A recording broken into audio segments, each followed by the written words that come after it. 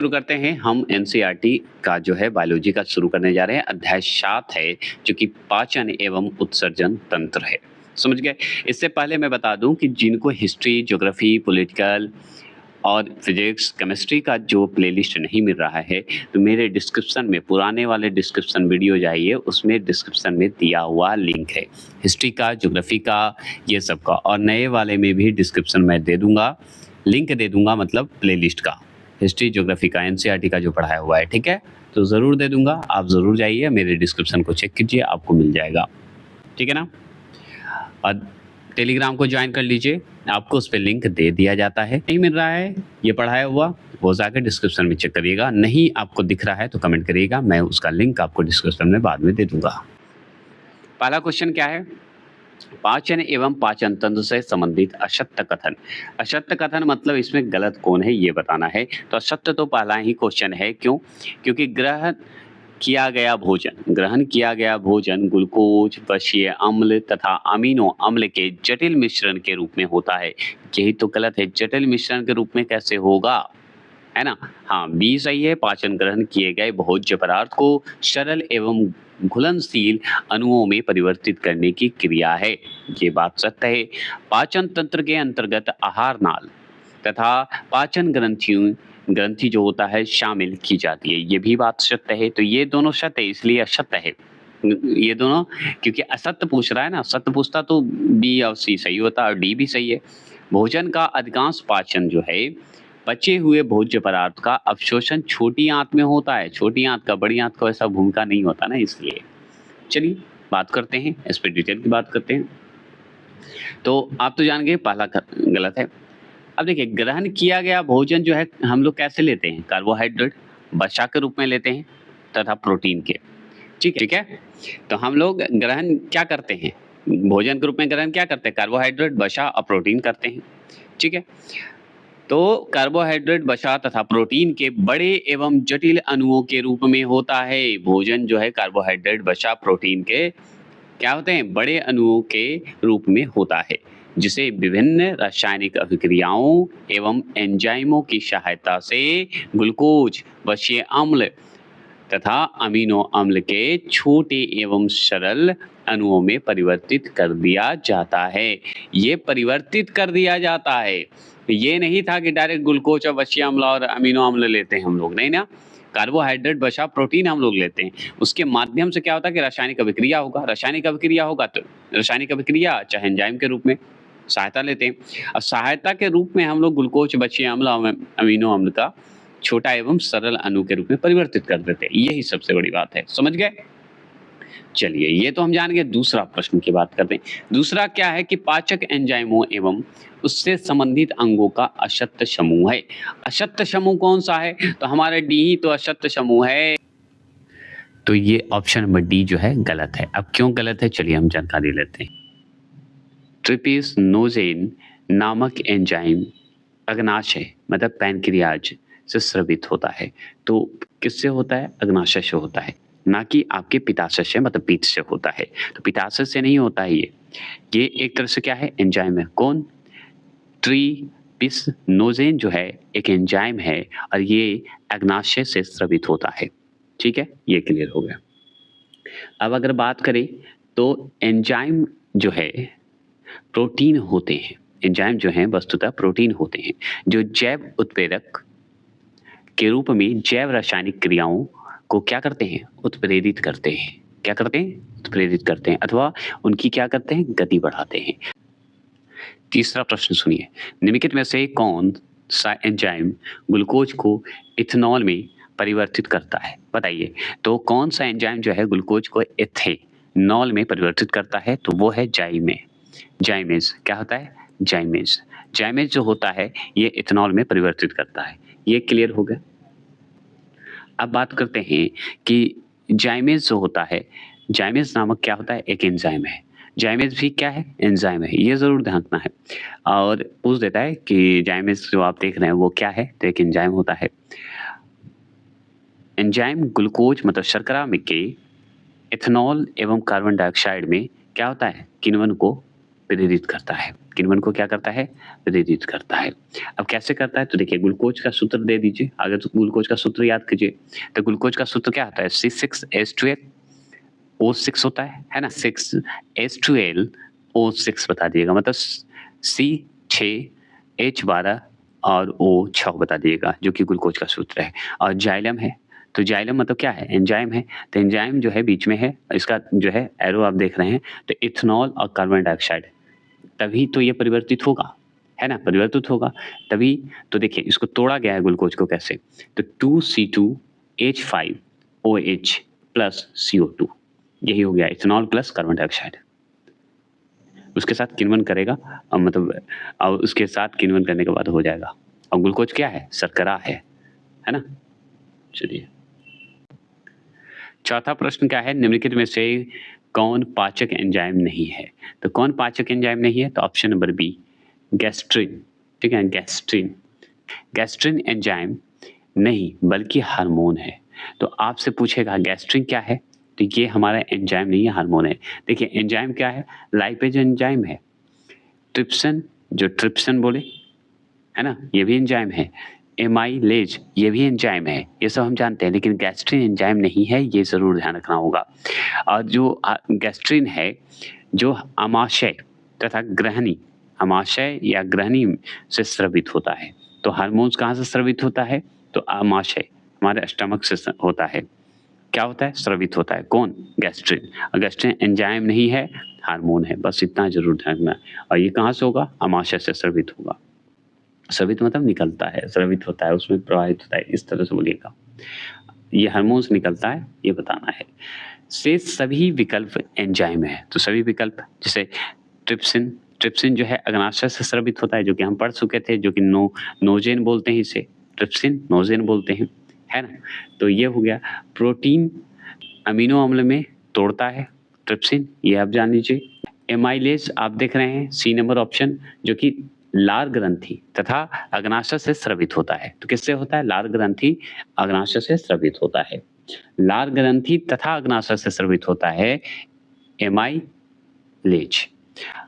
तथा मंड, मंड मतलब होता है स्टार्च, मंड को ही बोला जाता है स्टार्च। स्टार्च को शर्करा में तोड़ता है। लाइपेज अगर आ जाए, तो लाइपेज जो है अग्नाशय से स्रावित होता है तथा खाद्य वसाओं, लिपिड्स को बछीय अम्लों तथा मोनो, क्या बोलते हैं, गिल सराइड्स, क्या बोलते हैं, सराइड्स के रूप में तोड़ता है। पांचवा प्रश्न क्या है? मानव शरीर में सबसे बड़ी ग्रंथि है। तो मानव शरीर में सबसे बड़ी ग्रंथि कौन है? ग्लैंड है, मतलब ऑप्शन नंबर डी, यकृत है। और सबसे बड़ी मतलब ग्रंथि जिसे हम ग्लैंड बोलते हैं, ग्रंथि को। देखिए बहुत इजी क्वेश्चन है, पांचवा क्वेश्चन। मानव शरीर में सबसे बड़ी ग्रंथि है, तो कौन है? यकृत है, हम जानते हैं। लीवर है, मतलब लीवर को ही बोला जाता है। और क्या किस नाम से बोलते हैं बताइए? यकृत मतलब लीवर की बात करें तो मानव शरीर की सबसे बड़ी ग्रंथि है, ये हम जानते हैं। और सबसे बड़ा आंतरिक अंग भी है ये हमारा लीवर। अंदर का सबसे बड़ा अंग भी माना जाता है, इंटरनल अंग भी बोला जाता है, ऑर्गन भी माना जाता है यकृत को, लीवर को। इसका भार अगर देखा जाए तो एनसीईआरटी के तहत 1.5 किग्रा है। कितना है? 1.5 किग्रा है। तथा आकार अगर लीवर का पूछा जाए आपको, तो आप बताइएगा 16 सेमी है। एनसीईआरटी के तहत ये बताया गया है 16 सेंटीमीटर, ठीक है। और 1.5 किग्रा वजन है, ठीक है, भार है। अगर लीवर की और बात करें, मतलब यकृत की और बात करें, तो एक ये क्या है? पाचक ग्रंथि है। क्या है? पाचक ग्रंथि है, मतलब पाचक ग्लैंड है बोलिए। जिसमें क्या होता है? पीतरस, जिसे विल जूस बोलते हैं, का निर्माण होता है। यकृत को मतलब लीवर को ग्लाइकोजेनेसिस क्रिया के द्वारा जो है क्या किया जाता है? क्रिया के द्वारा अतिरिक्त, मान लीजिए यकृत को ग्लाइकोजेनिस क्रिया के द्वारा ग्लूकोज को ग्लाइकोजेन में परिवर्तित कर देता है। तो यकृत क्या करता है? ग्लाइकोजेनिस क्रिया के द्वारा क्या करेगा कि ग्लूकोज को ग्लाइकोजेन में परिवर्तित कर देगा। क्या करेगा? परिवर्तित करेगा, बदल देगा, जो भविष्य के उपयोग के लिए यकृत तथा पेशियों में संचित हो जाता है। मतलब संचित मतलब रह जाता है, संचित हो रहता है, सुरक्षित रहता है, ये कहिएगा, ठीक है। छठा क्वेश्चन है कि पीतरस का संचय किस अंग में होता है? तो पीतरस का संचय अगर पूछेगा कि किस अंग में होता है, तो ऑप्शन नंबर सी पित्ताशय में होता है। किस में होता है? पित्ताशय में, मतलब पीत में होता है ना? पित्ताशय एक है। चलिए, अब पित्ताशय है तो पीतरस होगा ना? तो देखिए पीतरस पीले हरे तथा पीले भूरे, पीला हरा दिखेगा या पीले भूरे रंग का क्षारीय तरल होता है। क्षारीय मतलब आप समझ गए? क्षारीय मतलब समझ गए, एक अम्लीय होता है, एक क्षारीय होता है, एक उदासीन होता है। मतलब 7 से ज़्यादा वाला, मतलब 7 से अधिक पीएच मान वाले को हम क्षारीय बोलते हैं, तो क्षारीय होगा। तो पीतरस क्या है हमारा? क्षारीय है। तो किस कलर का होगा? पीला हरा दिखेगा या पीला भूरा दिखेगा? समझ गए? ये हमारा पीतरस का रंग है, क्षारीय है। इसका निर्माण जब भी होगा तो ये हमारा यकृत में होगा। यकृत में निर्माण होगा किसका? पीतरस का।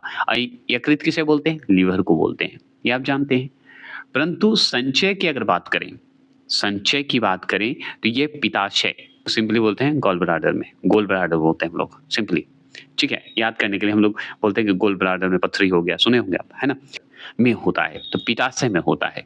जब पित्ताशय में पथरी मतलब स्टोन हो जाती है, तो वसा युक्त भोजन के पाचन में समस्या होती है। तो वसा युक्त जो भोजन हम लोग करते हैं, जो जैसे हो गए तेल हो गए, ये सब जो है वसा युक्त अगर हम भोजन करते हैं, तो पाचन करने में समस्या होता है, पचाने में समस्या होता है। तो उसी गोल ब्लैडर हम लोग बोलते हैं कि गोल ब्लैडर में पथरी हो गया। 7वां प्रश्न क्या है कि निम्नलिखित पदार्थ एवं उनके वर्ग का सही सुमेल नहीं है। तो सही सुमेल नहीं है, कौन नहीं है? तो option number A pepsin carbohydrate. ये तो सुमेल नहीं, कैसे होगा? पेप्सिन कार्बोहाइड्रेट से क्या मतलब है भाई? ये तो मिलान सही नहीं है, सुमेल मतलब मिलान सही नहीं है। हाँ, कैरोटीन विटामिन एकदम सही है, कैरेटीन प्रोटीन सही है, कैरोटीन विटामिन, कैरेटीन प्रोटीन और टेस्टोस्टेरोन हार्मोन्स है। ये तो हार्मोन्स है, आप जानते हैं। अब बात करते हैं पेप्सिन, तो पेप्सिन आगे तो सबसे बड़ी बात एंजाइम है, तो ये कार्बोहाइड्रेट कैसे होगा? तो ये तो गलत हो गया। अब पेप्सिन कहाँ है? अमाशय में निर्मित होता है, अमाशय में निर्मित होगा। अब पेप्सिन प्रोटीन को अपेक्षाकृत छोटे पॉलीपेप्टाइड्स तथा अमोनियो अम्ल में तोड़कर उसका पाचन करता है। यहाँ पे बता देते हैं, पेप्सिन जो है प्रोटीन को अपेक्षाकृत छोटे पॉलीपेप्टाइड तथा अमोनियो अम्ल में तोड़कर उसका पाचन करता है। तो पॉलीपेप्टाइड्स अमोनियो अम्ल में तोड़ता है, उसका पाचन करता है, पचाता है। कौन? पेप्सिन प्रोटीन को छोटा करता है, छोटा करके टुकड़े टुकड़े करके मदद करता है, ये कहने का मतलब है। ठीक है, 8वां क्वेश्चन है कि लैंगरहैंस की दीपिकाएं किस अंग में उपस्थित होती है? किस अंग में उपस्थित होता है बताइएगा? तो ये ऑप्शन नंबर बी अग्नाशय में होगा। कहाँ होगा? अग्नाशय में। अग्नाशय मतलब पैनक्रियाज में होगा, है ना? आप जानते हैं। अब चलिए इसकी जानकारी लेते हैं। तो लैंगरहैंस की दीपिकाएं, दीपिकाएं बोलते हैं, तो लैंगरहैंस की दीपिकाएं अग्नाशय में स्थित होती है। कहाँ होती है? अग्नाशय में। पूछेगा तो लैंगरहैंस जैसे शब्द है, अग्नाशय ठीक लगाइएगा अगर ऑप्शन में रहेगा। इसमें अल्फा, बीटा, गामा, डेल्टा तथा एपिलॉन नामक कोशिकाएं पाई जाती है। किसमें? लैंगरहैंस की दीपिकाएं में। दीपिकाएं मतलब कि समूह है, दीप है वहाँ पे, और छोटे छोटे दीप होंगे तो अल्फा में होगा, बीटा में होगा, गामा में, डेल्टा, एपिसलॉन में नामक कोशिकाओं में पाई जाती है। ये कौन? लैंगरहैंस। आगे बात करते हैं, बीटा कोशिका क्या करेगा? तो इंसुलिन एवं एमाइलिन का स्राव करता है, मतलब स्राव करना मतलब बाहर निकालता है, स्राव करता है, बहता है। इंसुलिन के अतिस्राव से रक्त में ग्लूकोज की मात्रा कम हो जाती है। तो यही बात है, इंसुलिन की अति अगर स्राव होने लगे, बाहर निकलने लगे, तो समझ जाइए कि रक्त में ग्लूकोज की मात्रा कम हो रही है, जिससे हाइपोग्लाइसीमिया नामक रोग हो जाता है। इसीलिए हाइपोग्लाइसीमिया रोग हो जाता है, बीमारी हो जाता है अगर ग्लूकोज की मात्रा कमा, तो इंसुलिन ज़्यादा अगर निकला तो, स्राव होने लगा तो। और मानव की प्रजनन एवं दृष्टि क्षमता मतलब आँख, और प्रजनन क्षमता प्रभावित होता है, इसलिए प्रभावित हो जाता है। समझ के चलिए। 9वां प्रश्न क्या है कि मीठे स्वाद का अनुभव कराने वाली स्वाद कलिकाएं मनुष्य की जीभ में कहाँ उपस्थित होती है? तो मनुष्य की जीभ में कहाँ उपस्थित होगा? तो वो अग्रभाग में होगा। अग्रभाग में होगा तभी तो मीठा का स्वाद अनुभव कर पाइएगा, है ना? तो स्वाद कलिका मेरा जो है अग्रभाग वाला है। ये जानते हैं। इसमें और थोड़ी जानकारी अगर लें तो देखिए मनुष्य की जीभ, जीभ मतलब जीभा, है ना? जीभ का ही, तो जीभ के अग्रभाग में पर जो है मीठे, परश्व भाग, पार्श्व भाग पर नमकीन, पार्श्व भाग उसके बाद वाला ऐसे याद रखिएगा, एवं खट्टे, नमकीन एवं खट्टे। अब पक्ष भाग मतलब पीछे वाला भाग पर कड़वे स्वाद का अनुभव कराने वाली स्वाद नालिका पाई जाती है। समझ गए? स्वाद नालिकाएं पाई जाती है। 10वां प्रश्न में क्या कन्फ्यूजन है मैं बता देता हूँ। इसमें क्या है कि इसका डिटेल जो है थोड़ा मुझसे कट गया है पीडीएफ बनाने में, तो हम आपको इसके बारे में थोड़ी जानकारी हम एक्स्ट्रा इसी में दे देते हैं। तो देखिए उत्सर्जन से संबंधित असत्य कथन बताना है, तो असत्य कथन आपको बता देना है। तो असत्य कथन में सी नंबर जो लगाइएगा वो सही लगाइएगा। मनुष्य नाइट्रोजन का उत्सर्जन यूरिक अम्ल के रूप में करते हैं, यही सबसे बड़ी गलत है। ऐसा कुछ नहीं है कि यूरिक अम्ल के रूप में नाइट्रोजन का उत्सर्जन करते हैं, ये बात गलत है, असत्य है। सी नंबर जो है असत्य है। अब बात करते हैं तो यह शरीर में निर्मित हानिकारक एवं विषाक्त, विषाक्त बोलते हैं, विषाक्त मतलब विष जैसा, जहर अपशिष्ट पदार्थों को शरीर से बाहर निकालने की जैविक क्रिया है हमारा उत्सर्जन, ये आप जान गए। और बात करते हैं कार्बन डाइऑक्साइड, जल, यूरिया, अमोनिया, यूरिक अम्ल उत्सर्जित पदार्थ है, ये बात सही है। कार्बन डाइऑक्साइड हो मतलब CO2 हो, जल हो, यूरिया हो, अमोनिया यूरिक अम्ल बोल दीजिए या अमोनिया बोल दीजिए, उत्सर्जित पदार्थ है। अब डी नंबर भी देख सकते हैं, उत्सर्जन के आधार पर जंतुओं को अमोनोटेलिक, क्या है? अमोनोटेलिक और यूरियोटेलिक तथा यूरिकोटेलिक, कोटेलिक, ठीक है, वर्गों में विभाजित किया जाता है। समझ गए? तो ये अलग अलग रूप में विभाजित किया जाता है। तो यही यहाँ पे गलत हो गया है, ऑप्शन नंबर सी, क्योंकि नाइट्रोजन का उत्सर्जन यूरिक अम्ल में नहीं किया जाता है। ठीक है, समझ गए होंगे। तो एक बात और जान लीजिए कि नाइट्रोजन का उत्सर्जन जो है यूरिया के रूप में करते हैं, ठीक है, यूरिया के रूप में हम करते हैं, लेकिन यूरिक अम्ल के रूप में हम लोग नहीं करेंगे। सही, तो सभी जितने भी स्तनधारी हैं और अधिकांश जो उभयचर हैं, जैसे मेढक और कछुआ उभयचर हैं, तो नाइट्रोजन का उत्सर्जन जब करेंगे तो यूरिया के रूप में करेंगे। ठीक है, अमोनिया का उत्सर्जन करने वाली जंतु जो होती है वो बताइए, तो वो जैसे मछली हो गया, केकड़ा हो गया, प्रोटोजोआ, ठीक है, को जो है यूरिक अम्ल का उत्सर्जन करने वाला जंतु है। देखिए 11वें प्रश्न की अगर बात करें तो ब्रिक, ब्रिक मतलब किडनी, है ना, समझ गए। तो ब्रिक अस्मरी, ब्रिक अस्मरी मतलब पथरी की बात हो रही है, किडनी में जो पथरी होती है उसकी बात हो रही है। किस रासायनिक पदार्थ से निर्मित होता है? तो किडनी में बताइए पथरी किस रासायनिक पदार्थ से निर्मित हो जाएगा? तो कैल्शियम ऑक्जेलेट से हो जाता है। तो कैल्शियम ऑक्जेलेट के कारण क्या होता है? ये पथरी हो जाता है। तो पथरी को भी आप ऐसे भी बोल सकते हैं कि ब्रिक में जो पथरी है वो कैसे है, क्यों है? तो आप बताइए कैल्शियम ऑक्जेलेट के कारण है, उस रासायनिक पदार्थ है ये, समझ गए? ऐसे आप बोल सकते हैं। आप किसी भी तरीके से लें, बस याद रखें कि याद होना चाहिए। मानव वृक्क की बात करेंगे, मानव वृक्क क्या होता है? एक होता है यकृत, एक होता है वृक्क। यकृत को लीवर को यकृत कहते हैं और वृक्क को किडनी को कहा जाता है। तो मानव वृक्क में बनने वाली पथरी मुख्यतः कैल्शियम ऑक्जेलेट के क्रिस्टलों का एक क्या है? एकत्रण है। एकत्रण है मतलब, एकत्रण कहने का मतलब है, क्रिस्टलीय मतलब होता है ठोस, क्रिस्टलीय मतलब क्या होता है? ठोस। तो कैल्शियम ऑक्जेलेट क्या है? एक ठोस है, तभी तो पथरी कह लेंगे उसे, जिससे मूत्र के निष्कासन में रुकावट आती है। और जब किडनी के में अगर है पथरी तो मूत्र के मार्ग में जाकर रुकावट बन जाता है, यही जम जाता है, ठोस बन जाता है और मूत्र के मार्ग में हो जाता है, उसी को हम पथरी बोलते हैं। ठीक है, पथरी बोला जाता है। अब कैल्शियम ऑक्जेलेट की अगर हम बात करें तो इसके सूत्र क्या है? तो CaC2CO4 है।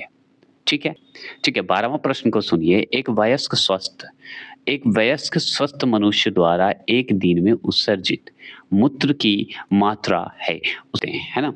तो जो मूत्र जो उत्सर्जित होता है वो मात्रा बताइए, जो स्वस्थ मतलब जवान लड़के, जवान आदमी, ये सब की बात हो रही है। तो हम बताएंगे ऑप्शन नंबर 1, लगभग 1.5 लीटर होते हैं। कितने होते हैं? 1.5 लीटर होते हैं। मतलब समझिए एक स्वस्थ व्यक्ति 1.5 लीटर मूत्र को विसर्जित करता है, मतलब निकालता है कि नहीं? तो एक वयस्क स्वस्थ मनुष्य एक दिन में लगभग 1.5 लीटर क्या करते हैं? मूत्र का जो है उत्सर्जन करते हैं, निकालते हैं।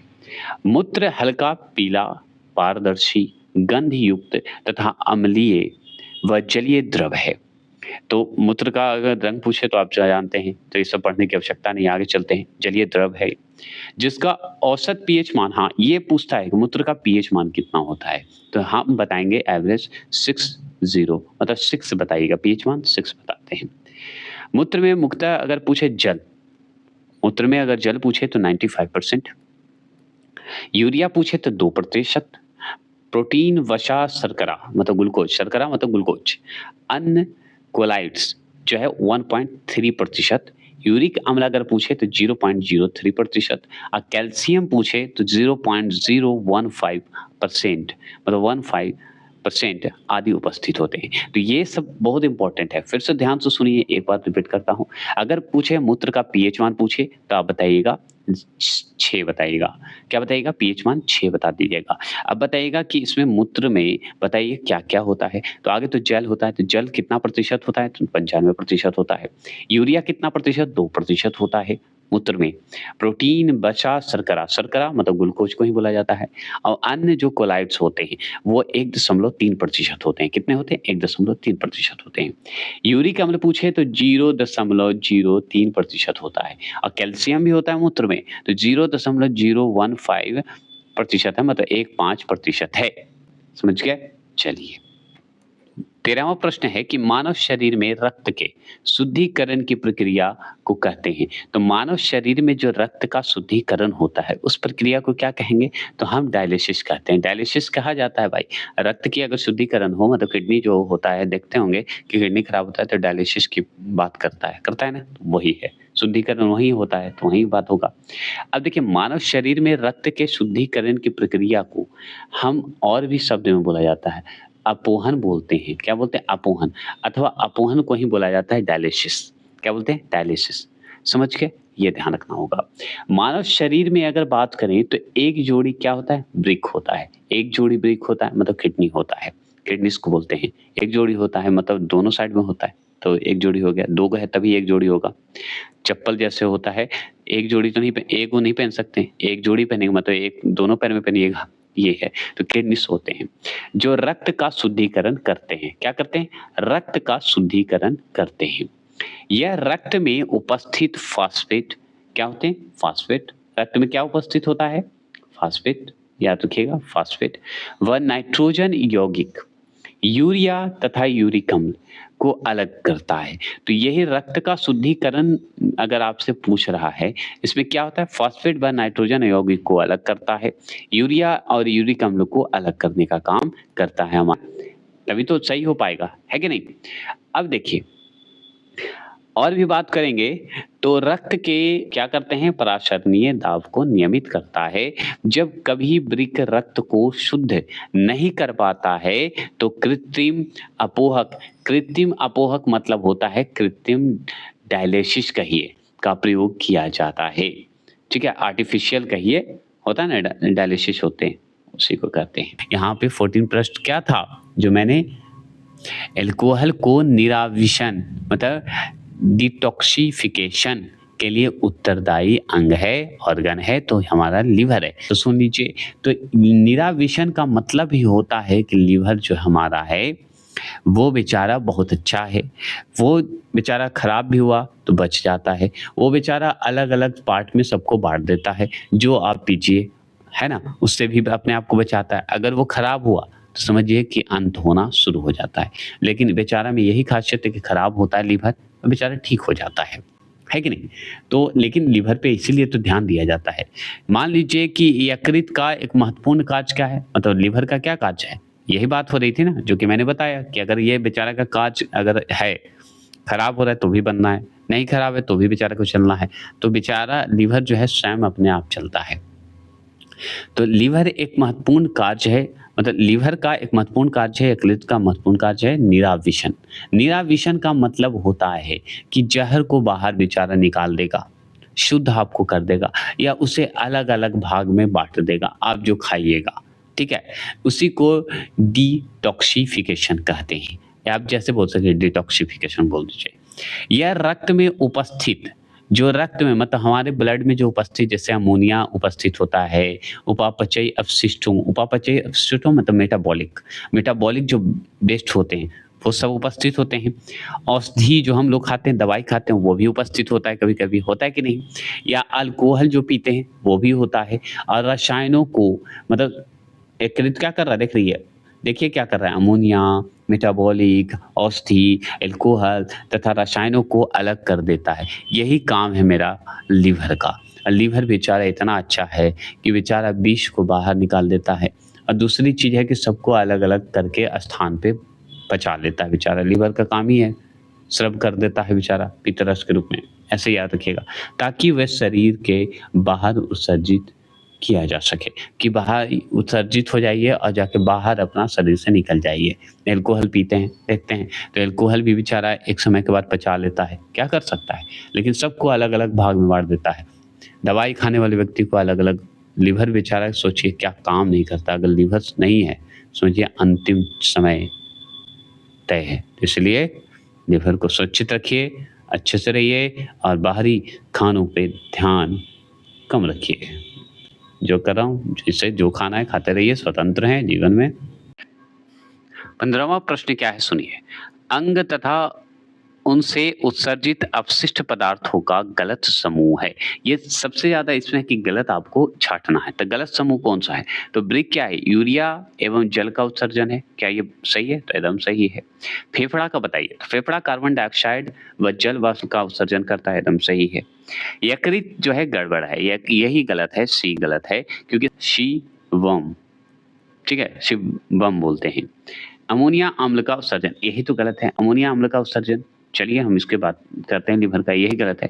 स्वेद स्वेद ग्रंथियाँ अगर बात करें, ग्लैंडर की बात करें, तो लवण व लैक्टिक अम्ल का उत्सर्जन, ये सही है, लेकिन आपका लीवर वाला जो है थोड़ा गड़बड़ है। क्यों गड़बड़ है? यहाँ पे जान लीजिए। शरीर के उत्सर्जन तंत्र में यकृत मतलब लीवर की महत्वपूर्ण भूमिका होती है। एकदम महत्वपूर्ण भूमिका है भाई शरीर के उत्सर्जन में। अगर लीवर नहीं है तो बता तो रहे हैं कि नहीं रह सकते हम लोग। तो यकृत जो है, लीवर जो है, कोलेस्ट्रॉल, बिलिरुबिन और बिलीवर्डिन नामक पीत वर्णकों का उत्सर्जन करता है, मतलब पीत रस का उत्सर्जन करता है। ये पदार्थ पीत एवं आंतों से होते हुए मल के साथ बाहर उत्सर्जित होता है, मतलब मल के साथ बाहर निकल जाता है जब उत्सर्जित होगा। तो ये बात तो सही है। 16वां प्रश्न क्या है सुनिए। मानव शरीर में पाचन का अधिकांश भाग किस अंग में संपन्न होता है? तो किस अंग में संपन्न होता है? तो छोटी आंत में संपन्न होता है। किसमें? छोटी आंत में संपन्न होता है, क्योंकि छोटी आंत का सबसे ज़्यादा भूमिका है, बड़ी आंत का कोई ऐसा भूमिका नहीं है। तो छोटी आंत की भूमिका है, तो सुनिए, मानव शरीर में पाचन का अधिकांश भाग छोटी आंत में, पाचन का अधिकांश काम अगर होगा तो छोटी आंत में होगा। इस आंत का प्रारंभिक भाग जो है भी आकार की होती है। भी आकार क्या आपको दिखेगा? किस आकार का दिखेगा? भी आकार का दिखेगा। ठीक है। ग्रहणी कहलाता है, ठीक है। ग्रहणी की लंबाई अगर लगभग पूछे तो 25 सेंटीमीटर है। कितना है? 25 सेंटीमीटर होता है। शेष भाग अगर बात करें तो इलियम क्या होता है? शेष भाग जो बचा इलियम कहलाता है। ग्रहणी जो होता है तथा आमाशय के जंक्शन के मध्य अग्नाशय पाया जाता है। तो ग्रहणी एक होता है, ठीक है, ग्रहणी हो गया, याद रखिए ग्रहणी हुआ। आमाशय मतलब पेट हमारा, आमाशय के बीच क्या है? जंक्शन के मध्य क्या काम करता है? जंक्शन के रूप में मतलब स्टेशन के रूप में काम कौन करता है? तो ये अग्नाशय करता है, पैनक्रियाज करता है। तो जंक्शन के मध्य जो है अग्नाशय पाया जाता है, मतलब इन दोनों के बीच में स्टेशन, अगर स्टॉपेज की बात करेंगे ना तो हम अग्नाशय को याद करेंगे, ऐसे याद रखिएगा, ठीक है। अगर बात करें यद्यपि भोजन का पाचन अगर देखें तो मनुष्य के मुख से ही प्रारंभ होता है, तो हमारे मुंह से ही प्रारंभ होता है। अगर शुरुआत पूछे कि भोजन का शुरुआत जो है पाचन कहाँ से होता है, तो मुंह से होता है। उसके बाद ना शुरुआत तो करेंगे मुंह से ही, तभी तो। और बड़ी आंत तक चलता है। तो जो पाचन चलता है हमारा, वो जो पाचन का जो नाली है हमारा, मुख्य जो है प्रारंभ से होता है, उसकी नाली जो जाती है वो बड़ी आंत तक चलता है। परंतु अधिकांश पाचन जो होगा वो पचे हुए पदार्थ का अवशोषण छोटी आंत में होगा। तो बड़ी आंत तक तो जाएगा, अब बड़ी आंत बेचारा ठीक है रखेगा, लेकिन सबसे ज़्यादा एक्शन मेरा करता है छोटी आंत। पाचन का काम जो भी करेगा छोटी आंत करेगा। बेचारा बड़ा पाचन का कोई नहीं है, वो भूमिका निभाता है बस। ये बहुत अच्छा सवाल है 17वां क्वेश्चन। एंजाइम क्या है? एंजाइम क्या है? तो एंजाइम बहुत अच्छे से आप जानते हैं, एंजाइम हमारा प्रोटीन है। और क्या? एंजाइम हमारा प्रोटीन है। एंजाइम प्रोटीन है तो चलिए हम इसके बारे में जानते हैं। तो एंजाइम सदैव प्रोटीन द्वारा निर्मित होते हैं। जब भी एंजाइम की बात होगी तो प्रोटीन द्वारा ही निर्मित होगा, ये ध्यान रखना होगा हमेशा। इसका संश्लेषण जो है बाह्य स्रवित, मतलब बाह्य स्रवी ग्रंथियों द्वारा होता है। जो बाहरी स्रवित ग्रंथि होते हैं उसके द्वारा ही निर्मित, मतलब इसका संश्लेषण होता है। एंजाइम जो है जैव उत्प्रेरक है, ठीक है, जैव उत्प्रेरक है, मतलब खाद्य पदार्थ से संबंधित है। यह जो है रासायनिक क्रियाओं को उत्प्रेरित या उसकी दर को बढ़ाया देता है, या उसकी दर को बढ़ा देता है। तो फिर से सुनिए, यह रासायनिक क्रियाओं को उत्प्रेरित या उसकी दर को बढ़ा देता है। क्या करता है? बढ़ा देता है। कौन? ये रासायनिक क्रिया द्वारा, एंजाइम, है ना, याद रखिएगा। कोई विशेष एंजाइम कोई विशेष कार्य, मतलब क्रिया को संपादित करता है। तो विशेष कार्य को संपादित करता है, विशेष कार्य को करता है ना। इनकी अधिकता या कमी से विकार उत्पन्न हो सकते हैं। इसकी अधिक होने से, एंजाइम को अधिक होने से या कम होने से कोई भी विकार, मतलब कोई भी बीमारी उत्पन्न हो सकती है या कोई भी परेशानी उत्पन्न हो सकती है। एंजाइम कार्य संपादन के बाद भी नष्ट नहीं होते हैं। कार्य वो पूरा कर भी लेगा तो भी वह नष्ट नहीं होगा। संपादन करने का मतलब कार्य पूरा करके वो हट जाए, गायब हो जाए, ये जरूरी नहीं है, वो रहेगा, नष्ट नहीं होते हैं एंजाइम। 18वां प्रश्न है कि मानव शरीर में क्षुद्रांत 3 संरचनात्मक भागों की लंबाई कितनी? 3 संरचनात्मक भागों की लंबाई का कौन कौन सा सही क्रम है मानव शरीर का?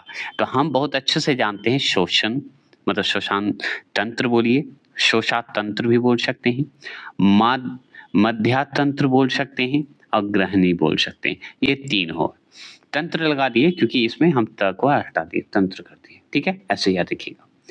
अब बात करते हैं यहाँ पे कि छोटी आंत हमारे पाचन तंत्र, मतलब डाइजेस्टिव सिस्टम को बोलते हैं, पाचन, पचाने की बात हो रही है। तो छोटी आंत हमारे पाचन तंत्र का एक महत्वपूर्ण भाग है। तो पाचन तंत्र का महत्वपूर्ण भाग कौन है? हमारी छोटी आंत है, ये हम जानते हैं। यहीं पर अधिकांश भोज्य पदार्थ का पाचन व अवशोषण होता है। पाचन इसी जगह, छोटी आंत जो है आमाशय तथा बड़ी आंत के मध्य स्थित होता है।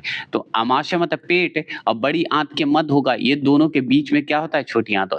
छोटी आंत 3 खंडों से बनी होती है। जो छोटी आंत जो है 3 खंडों से बनी होती है। पहला ग्रहणी जो कि 25 सेंटीमीटर का है, और एक मध्यांत्र, ठीक है, 2.5 मी है, और शेषातंत्र जिसे बोलते हैं उसे 120 यूम है, यूम करके है, जिसकी लंबाई 3.5 मीटर है, ठीक है, ये अब जान गया, कोई दिक्कत? 19वां प्रश्न क्या है? निम्नलिखित में से किस एक की उत्पत्ति यकृत का कार्य है, मतलब लीवर का कार्य है? तो वो है urea. Option number B, liver का कार्य है यूरिया, ठीक है, ये आप जानते हैं। यूरिया की उत्पत्ति जो है क्या है? यकृत का कार्य है, लीवर का कार्य है ये काम। यूरिया की उत्पत्ति अगर पूछे तो लिवर टिका का कहिएगा। यकृत की अगर बात करें तो यकृत जो है उदर गुहा में डायफ्राम के पीछे स्थित होता है। तो तथा आमाशय का कुछ भाग ढके रहता है, मतलब आमाशय से कुछ जो है भाग जो है, आमाशय मतलब पेट से कुछ भाग हमारा यकृत ढका रहता है। यकृत मानव शरीर की जो है क्या कहते हैं? सबसे बड़ी ग्रंथि है। तो मानव शरीर की सबसे बड़ी ग्रंथि कौन है? हमारा यकृत है। समझने की बात है। इसका वजन जो है लगभग 3 पाउंड होता है। पाचन क्रिया के समय इसके द्वारा कई कार्य किए जाते हैं। क्या किए जाते हैं? कई कार्य किए जाते हैं। जैसे अमोनिया को यूरिया में बदलना। अमोनिया को यूरिया में बदलने का काम लिवर का है। पीत रस का उत्पादन करना लीवर का काम है। ग्लूकोज को ग्लाइकोजन में परिवर्तित करना ये मेरे लीवर का काम है। तो अमोनिया को यूरिया में कौन बदलता है? अमोनिया को यूरिया में कौन बदलता है? तो लीवर बदलता है, यकृत बदलता है, मतलब लीवर को ही यकृत बोलते हैं। अब पीत रस का उत्पादन यकृत में होता है।